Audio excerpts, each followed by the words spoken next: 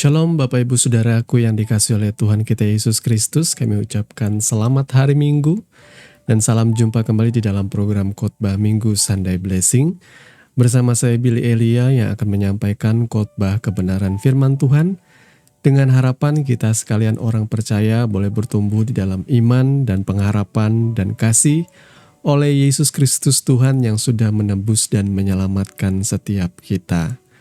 Bagaimana kabar saudara di kesempatan kali ini? Kami selalu berharap Bapak Ibu Saudara ada dalam keadaan sehat, senantiasa dilimpahkan berkat, rahmat, dan segala kebaikan oleh Tuhan kita Yesus Kristus dimanapun saudara berada. Dan di hari Minggu yang penuh dengan sukacita ini di tanggal 23 Agustus tahun 2026, kebenaran firman Tuhan yang akan jadi bahasan kita di hari Minggu ini akan mengangkat judul Apakah Tuhan diperanakan? Nas firman Tuhan diambil dari Mika pasal 5 ayat 1 sampai dengan ayatnya yang ketiga. Apabila Bapak Ibu Saudara tidak keberatan, saya mau mengajak kita untuk membaca nas firman Tuhan ini bersama-sama. Mika pasal 5 ayat 1 sampai dengan ayat yang ketiga. Demikian firman Tuhan.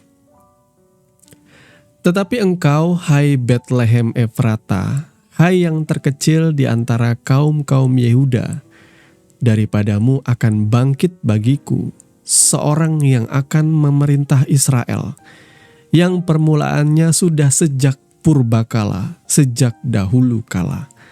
Sebab itu ia akan membiarkan mereka sampai waktu perempuan yang akan melahirkan, telah melahirkan, lalu selebihnya dari saudara-saudaranya akan kembali kepada orang Israel.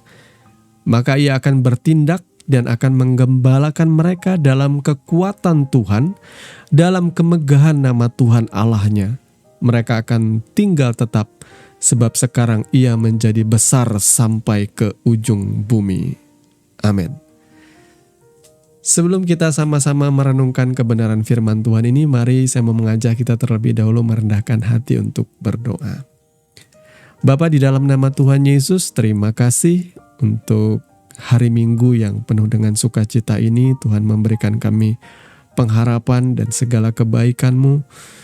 Kami bersyukur Tuhan, dan saat ini kami mau bersama-sama merenungkan bagian kecil dari firman-Mu untuk menjawab segala pertanyaan dan kebingungan kami, untuk memperlengkapi kami juga dalam kebenaran. Karena kami adalah murid, maka kami wajib belajar memahami apa itu maksud dan kehendak-Mu melalui kebenaran firman-Mu.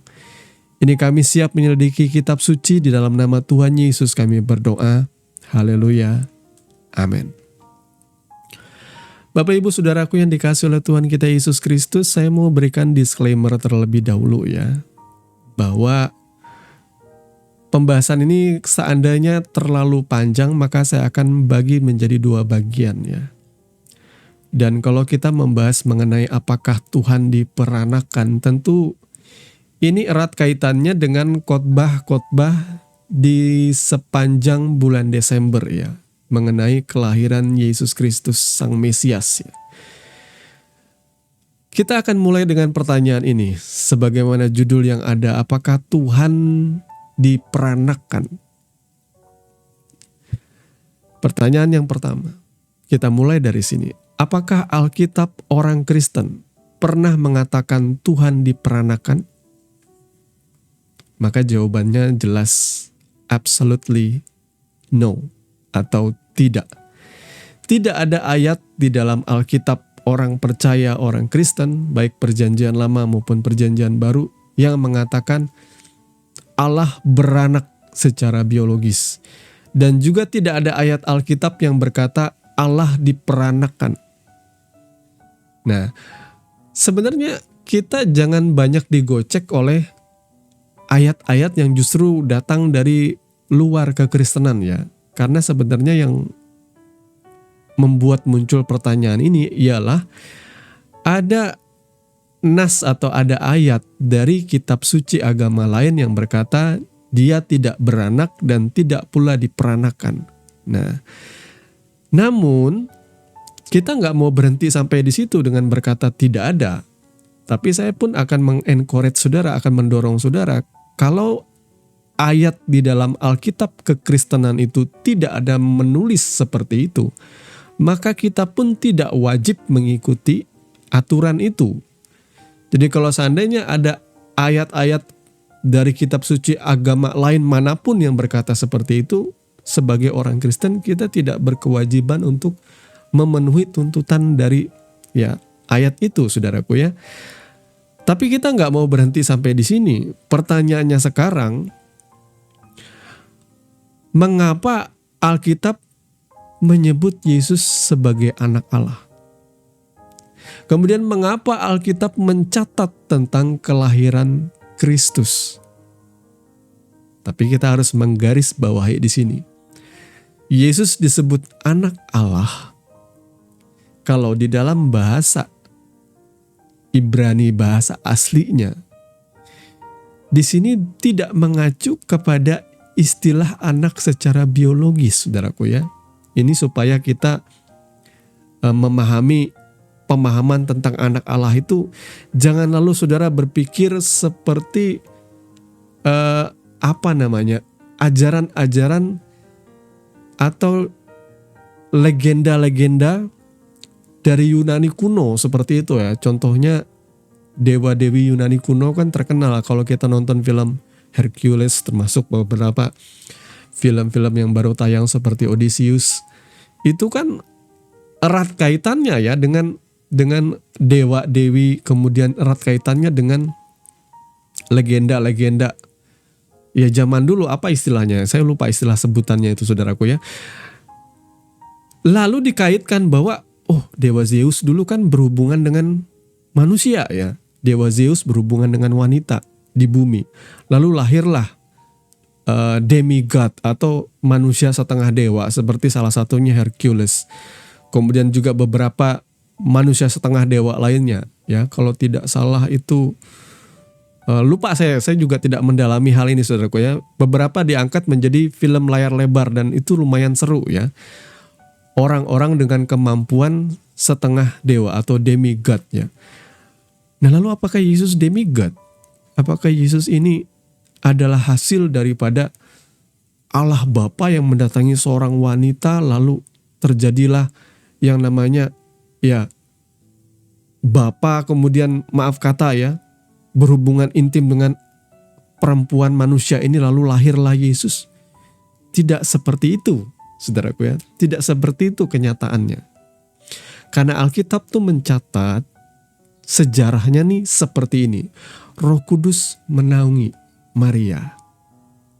Roh Kudus menaungi Maria. Jadi bukan dari hawa nafsu laki-laki atau bukan dari hawa nafsu bahkan Tuhan sendiri terhadap seorang wanita ini lalu lahirlah Yesus. Tidak seperti itu. Jadi konsepnya itu Roh Kudus menaungi Maria, seorang dara, seorang hamba yang dipakai oleh Tuhan. Saudaraku ya, untuk melahirkan Sang Mesias.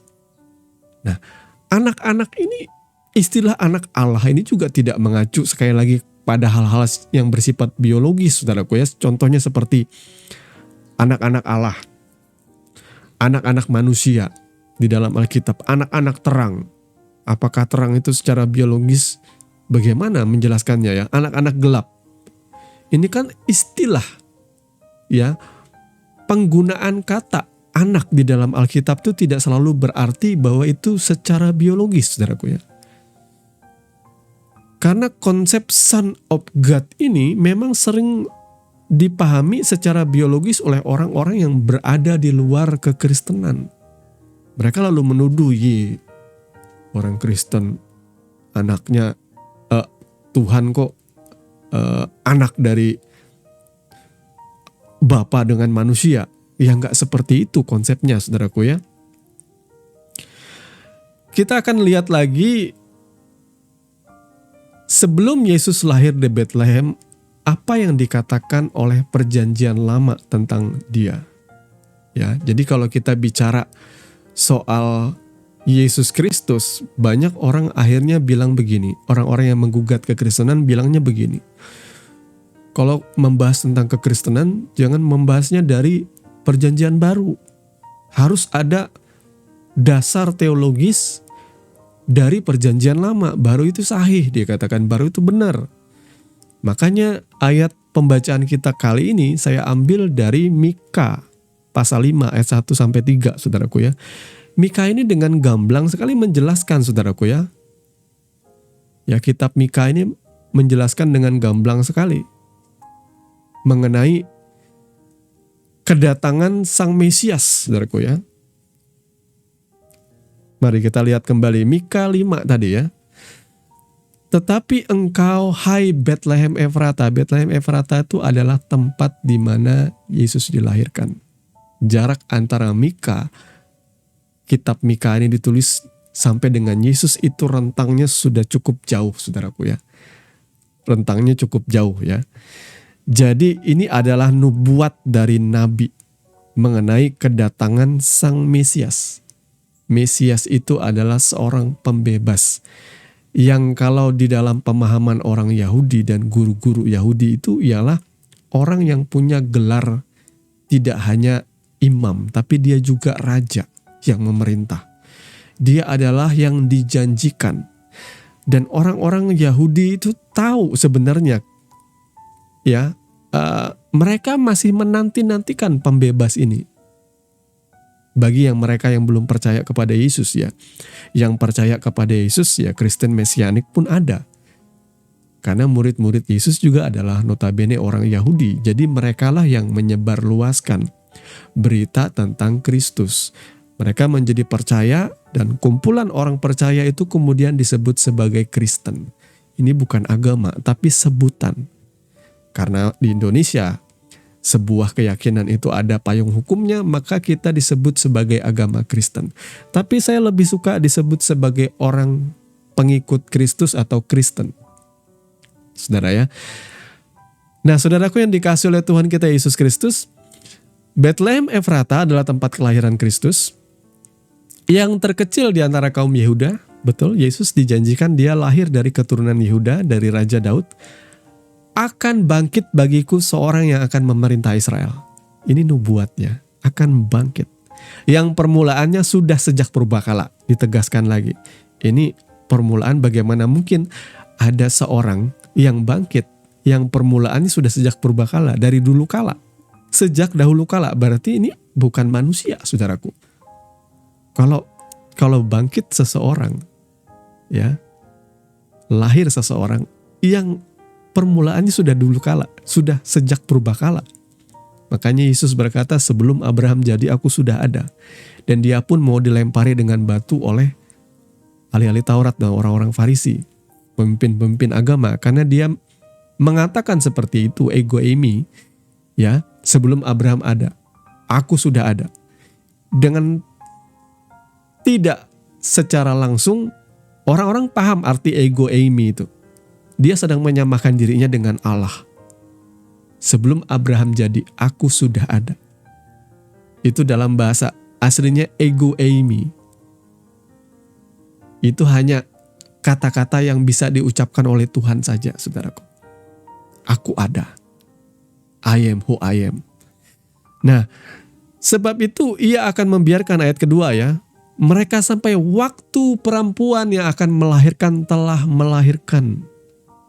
Nah, jadi kita mau meluruskan lagi pemahaman kita. Sekali lagi saya ulang, Yesus adalah Tuhan yang menjadi manusia. Bukan bagi orang Kristen ya, bukan seorang manusia yang menyelesaikan suatu rencana, mati di atas kayu salib, bangkit lalu jadi Tuhan. Enggak seperti itu. Ya, tidak ada orang yang naik ke sorga selain dari dia yang turun dari sorga. Itu kata firman Tuhan. Saudara boleh cari ayatnya. Tidak ada seorang pun yang naik ke sorga selain daripada dia yang turun dari sorga. Siapa? Yesus Kristus. Ya, Yesus turun dari sorga menjadi manusia. Berinkarnasi. Mengambil rupa manusia. Dilahirkan dari seorang darah. Bukan dari hawa nafsu laki-laki terhadap wanita, saudaraku ya. Dia betul-betul lahir secara divine, kudus. Roh Kudus menaungi Maria, seorang darah, seorang perawan ini. Dan dia harus lahir Pertanyaannya ini yang sering kali menjadi pertanyaan bagi orang Kristen.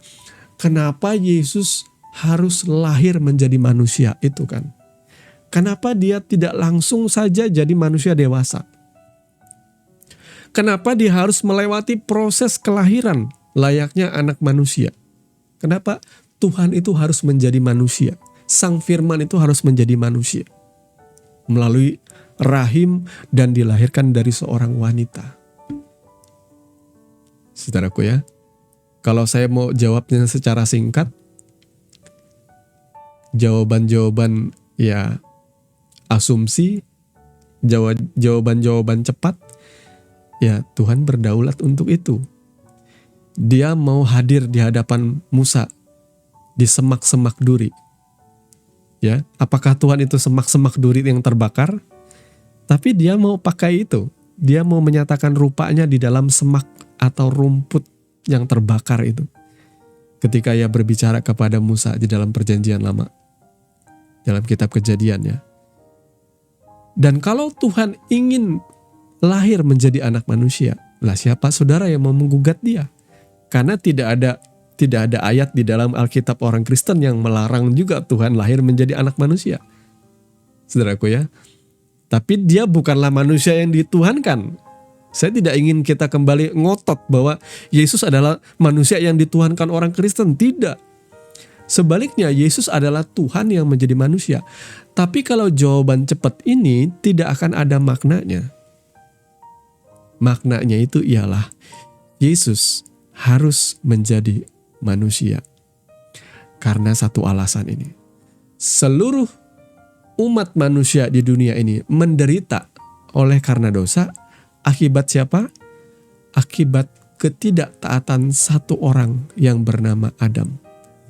Kita boleh bilang itu salahnya Hawa yang digoda oleh ular, lalu dia mengajak suaminya memakan buah pengetahuan, lalu mereka berdua jatuh. Tapi dalam pandangan mata Tuhan, ketidaktaatan itu adalah Adam. Karena dia adalah seorang suami pemimpin.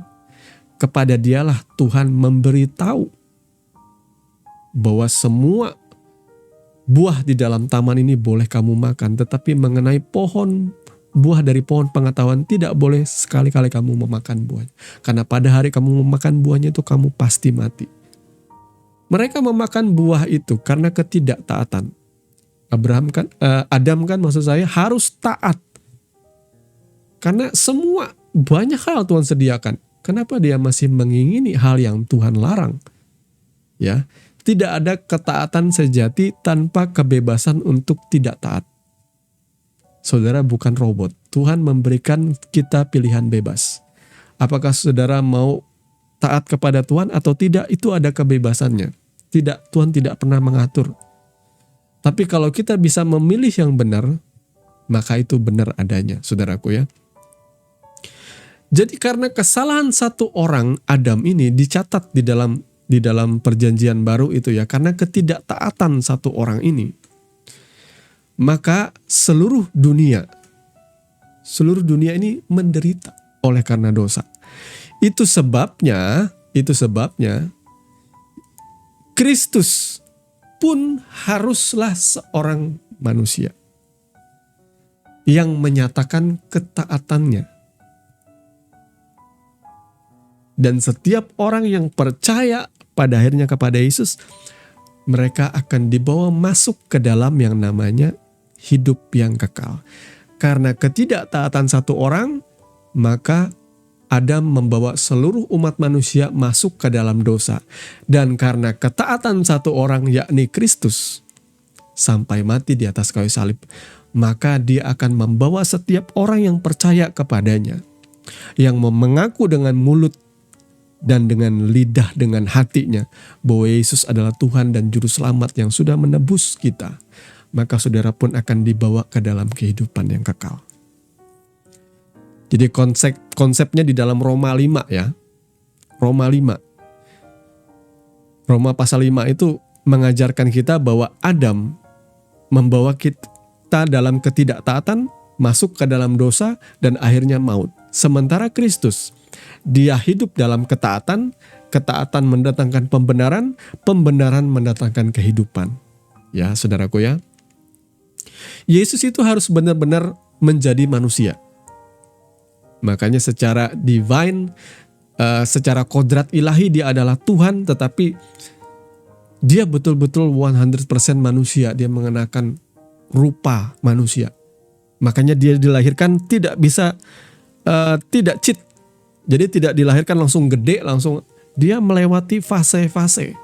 Dicatat oleh Alkitab, dia melewati fase kanak-kanak untuk menunjukkan kepada kita bahwa ketaatan itu memang dia betul-betul menjadi anak manusia.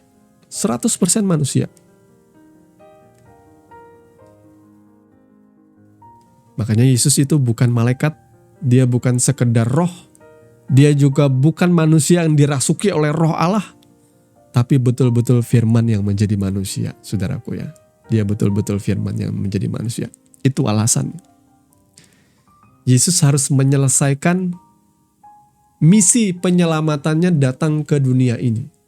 Dia membawa kabar baik. Kabar baik itulah yang disebut dengan Injil. Bahwa ada pengharapan bagi manusia. Kalian punya Alkitab, yakni Tanakh Perjanjian Lama Ibrani itu, tetapi hukum Taurat atau Tanakh itu, tulisan-tulisan dari para nabi itu bahkan juga tidak akan pernah bisa membebaskan engkau dari dosa. Karena hukum dosa adalah maut itu bersifat final. Tidak bisa ditawar. Sementara manusia membaca Alkitab, dia tidak kuasa untuk mengubah dirinya. Karena manusia, kalau kita membaca Alkitab, kita tahu apa itu benar dan salah.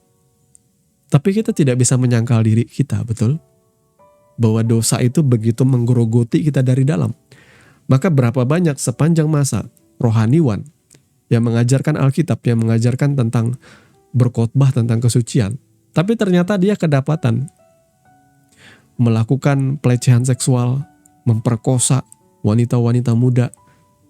Atau baca deh berita ya, rohaniwan-rohaniwan yang, maaf saya harus mengambil dari semua contoh dari agama-agama lain pun, yang bahkan meniduri sekian banyak wanita-wanita, ya, kemudian juga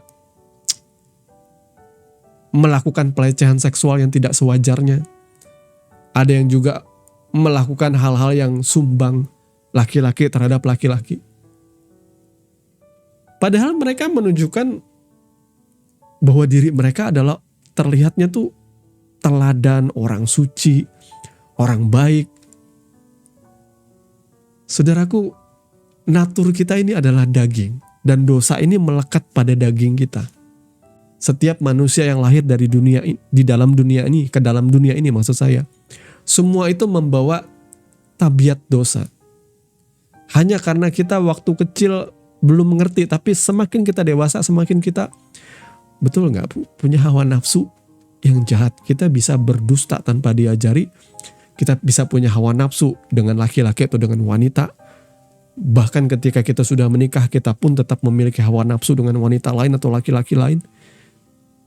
Bahkan banyak kejahatan, kebencian yang bahkan pikiran kita pengen ngebunuh orang itu ada. Itu semua dosa yang bergejolak dalam batin kita. Alkitab hanya memberitahu kita membunuh itu dosa, mencuri itu dosa, berbohong itu dosa, berzina itu dosa. Tapi apakah kita berkuasa mengubah diri kita? Tidak kuasa kita. Kita nggak mampu.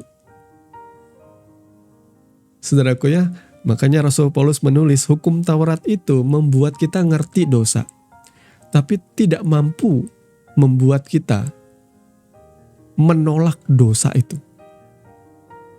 Dia bahkan menjelaskan dirinya bahwa aku tahu apa itu yang suci, aku tahu apa itu yang kudus, tapi dalam batinku aku menginginkan dosa. Betul? Karena kita ini hamba dosa. Sepanjang umur kita hidup, kita ini menjadi hamba dari dosa. Kita selalu ingin memuaskan hawa nafsu kita saja. Untuk hal yang ada di dunia ini, selalu kita tidak merasa puas. Betul? Saudara selalu berusaha untuk mencari kesenangan dunia ini. Apa yang menyenangkan dagingmu? Sesuatu yang bersifat suci. Contoh saudaraku, Saudara lebih suka plesiran, jalan-jalan, nonton, belanja, kemudian juga ya jalan-jalan ke luar negeri, mengenakan atau beli-beli barang branded segala macam, memuaskan kesenangan saudara, nonton film-film ke bioskop atau nonton Netflix dan sebagainya. Tapi coba kalau saya ngajak saudara melakukan sesuatu yang divine, berdoa deh, baca Alkitab deh. Berapa porsi saudara baca Alkitab, berdoa dibanding dengan porsi saudara menyenangkan daging saudara? Itu adalah contoh, saudara, kita semua ini adalah hamba daging. Kebanyakan kehidupan kita ini hanya untuk memuaskan keinginan-keinginan daging dan keinginan mata dan keangkuhan hidup kita aja. Mencari Tuhan, sesuatu yang rohani, berdoa kepada Tuhan, membaca kitab suci yang bisa membangun manusia rohani kita semakin kuat, urung kita lakukan. Kita lebih fokus menyukakan daging kita, betul? Nah, inilah yang sedang dikerjakan oleh Yesus. Kenapa dia harus taat sampai mati? Dia memberitakan kabar sukacita, manusia tidak bisa lepas dari dosa, ya. Karena setiap manusia sudah jatuh dalam dosa dan kehilangan kemuliaan Tuhan, itu yang dikatakan dalam Roma 10 ya ayat 23 kalau tidak salah nih ya, atau kalau tidak 1 Korintus 10 ayat 23, saya lupa. Bahwa semua manusia, Roma 3:23, semua manusia itu sudah jatuh ke dalam dosa dan kehilangan kemuliaan Tuhan. Coba saya baca ya. Roma 3 ayat 23 berkata, karena semua orang telah berbuat dosa dan telah kehilangan kemuliaan Allah. Jadi kita semua sudah jatuh dalam dosa. Cara Tuhan untuk membebaskan kita itu ialah ia harus menjadi manusia. Ia harus membalik, melakukan reversal perbuatan Adam di Taman Eden. Dia harus datang menjadi anak manusia. Sekali lagi ini sudah dinubuatkan sih ya. Ayo, saya mau baca nubuatannya di mana dalam Perjanjian Lama. Kejadian 3 ayat 15. Coba kita baca terlebih dulu. Kejadian 3 ayat 15 ini disebut sebagai proto-evangelium ya. Injil yang pertama, saudaraku ya. Kejadian 3 ayat 15. Aku akan mengadakan permusuhan antara engkau dan perempuan ini, antara keturunanmu dan keturunannya. Keturunannya akan meremukkan kepalamu, dan engkau akan meremukkan tumitnya. Saudaraku, lihat. Ini disebut proto-evangelium kalau saudara bedah dengan sungguh-sungguh. Ini adalah nubuat pertama. Kenapa disebut di sini secara eksplisit disebut perempuan loh. Keturunan perempuan. Ya, keturunan perempuan disebut. Karena memang Yesus akan lahir dari seorang darah, dari seorang perempuan.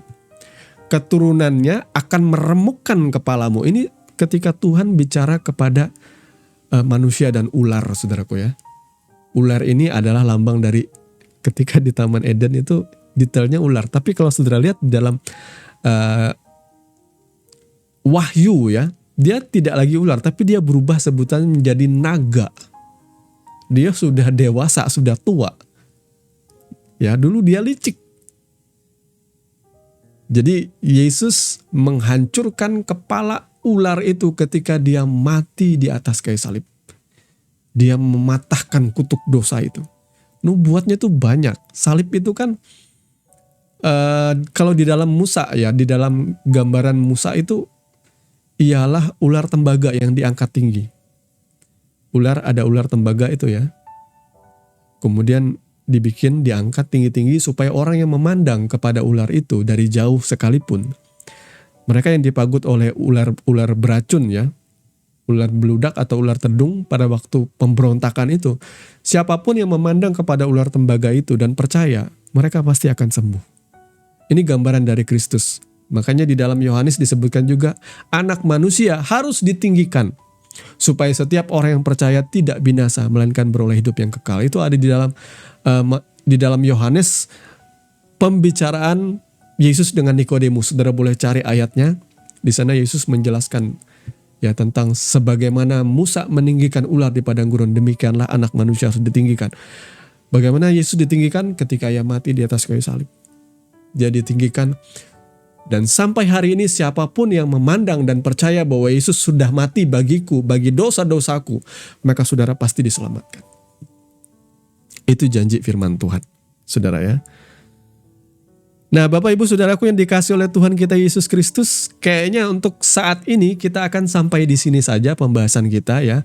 Karena sudah 30 menit, saya akan melanjutkan pembahasan mengenai apakah Tuhan diperanakan ini pada khotbah minggu yang berikutnya ya. Supaya kita boleh memahami, karena masih panjang pembahasan tentang apakah Tuhan diperanakan ini. Kita baru sampai pada proto-evangelium, yakni nubuat mengenai kedatangan Sang Mesias melalui seorang perempuan, saudaraku ya. Tuhan kiranya memberkati kebenaran firman-Nya, dan mari kita berdoa. Bapa, di dalam nama Tuhan Yesus, terima kasih karena Engkau sudah mengajar kami, dan di kesempatan hari Minggu ini Tuhan, kami bersyukur untuk pengertian yang Tuhan berikan. Biarlah kami mulai meremah firman-Mu pelan-pelan dan memahaminya, supaya kami boleh mendapatkan hikmat dan pengertian dan rema dan pengetahuan juga Tuhan. Karena firman-Mu berkata, tanpa pengetahuan kerajinan pun tidak baik. Kami percaya kami mau melengkapi ketekunan kami di dalam mengikuti Engkau, kesungguhan kami di dalam melayani dengan pengetahuan-pengetahuan yang semakin membuat kami bersyukur, semakin membuat iman kami kuat, semakin membuat pemahaman dan pengertian kami melekat di dalam hati kami Tuhan. Terpujilah nama-Mu kekal selama-lamanya. Kami bersyukur untuk hari Minggu ini. Kami menyerahkan kehidupan kami di sepanjang pekan ini ke dalam tangan pemeliharaan-Mu Tuhan. Tuhan tolong kami, mampukan kami, kuatkan kami untuk bisa memikul salib, menyangkal diri dan mengikuti Engkau dengan kesungguhan hati. Di dalam dan demi nama Tuhan Yesus kami berdoa. Haleluya. Amin. Bapak Ibu Saudara yang dikasihi oleh Tuhan kita Yesus Kristus, Anda baru saja mendengarkan kebenaran firman Tuhan yang kami percaya boleh menjadi dasar dan kekuatan di dalam setiap kehidupan saudara. Sampai bertemu di dalam renungan Sunday Blessing yang berikutnya. Kasih karunia di dalam Tuhan kita Yesus Kristus menyertai saudara sekalian. Shalom.